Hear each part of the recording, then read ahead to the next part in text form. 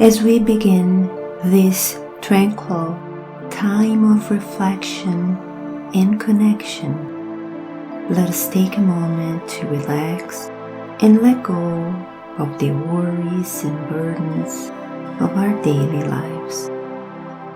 Close your eyes and take a deep breath, feeling the presence of God within and around you.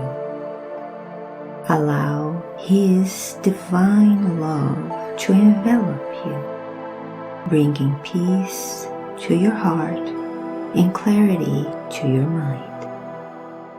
As we gather together, we seek wisdom, understanding, and the gentle guidance of our Lord. Today, we reflect on the profound teaching of Jesus, who reminds us of the power and grace of meekness. Let us open our hearts to His message, finding strength in kindness and courage in courtesy. Today's message comes from the book Jesus in the Home by Neio, Lucio, psychographed by the medium Francisco Xavier. Chapter 17, in praise of courtesy.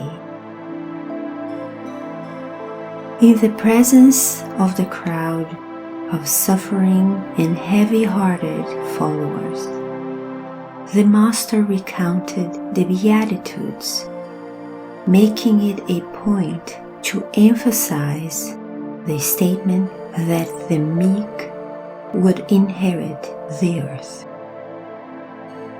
The statement, however, resounded among the disciples in a less than pleasing manner. Wouldn't such an assertion encourage mental idleness?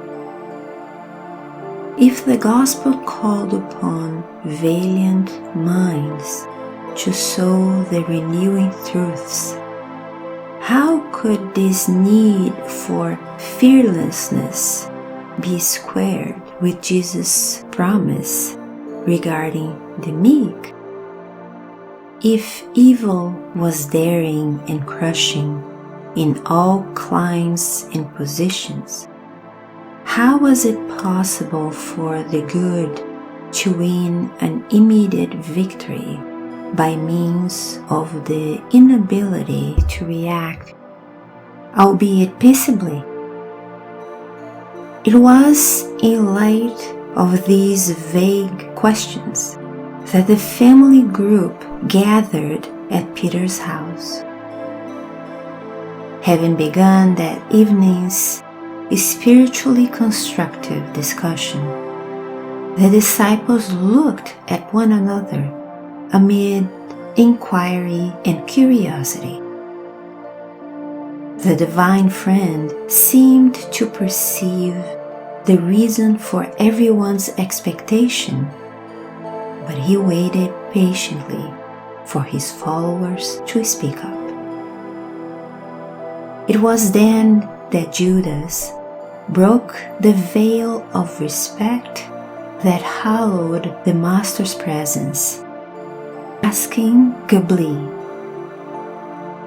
"Lord, why did you attribute the ultimate possession of the earth to the meek? Will cowardly hearts really enjoy such a blessing? Will those who are incapable of bearing witness to their faith during the grave moments of struggle and sacrifice also be blessed?" Jesus did not respond right away. He glanced around at the others as if to ask them to voice any other doubts that might be clouding their souls. Peter worked up the nerve to ask. "Yes, Master. If an evildoer were to visit me at home, shouldn't I remind him about the need for mutual respect? Should I give in to him without any sort of fraternal admonishment against his criminal whims, under the pretext of safeguarding the meekness to which he referred?" Christ smiled, as he had done so many times before, and he spoke calmly. "Of course, you are all mistaken. I didn't praise laziness, which hides behind the mask of humility, nor cowardliness, which dons the appearance of prudence in order to better accommodate itself to human conveniences. Individuals who become attached to such artifices will greatly suffer the spiritual measures that the world uses to reform tortuous and indecisive characters. Actually, I was praising the courtesy that we all owe one another. Blessed are the mild-mannered who are able to use their constructive energy in a gesture of kindness and a word of understanding. Blessed are the children of balance and kindness who learn how to deny evil without insulting ignorant neighbors who requested without knowing what they are asking for.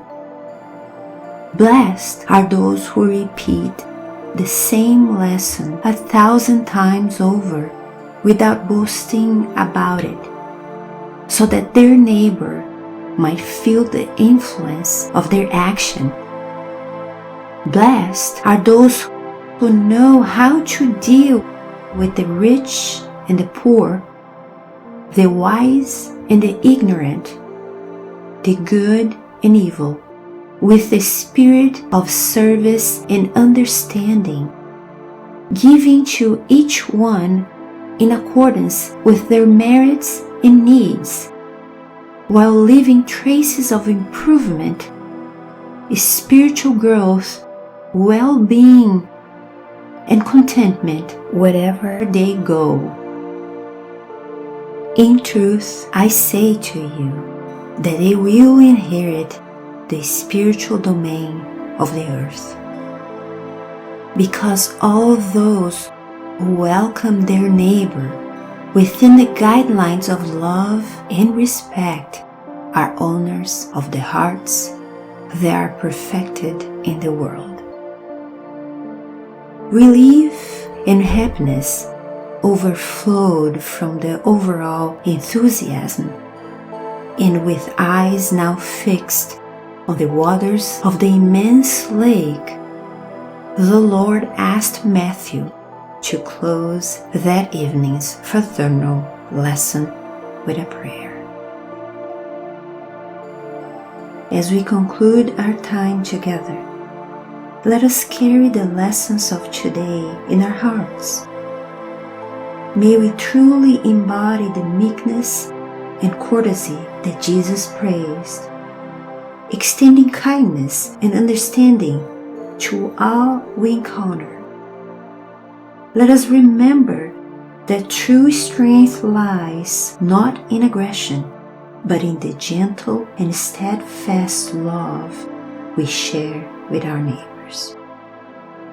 May God's peace and wisdom guide us in every step we take, and may we always strive to be vessels of His divine light in the world. So be it.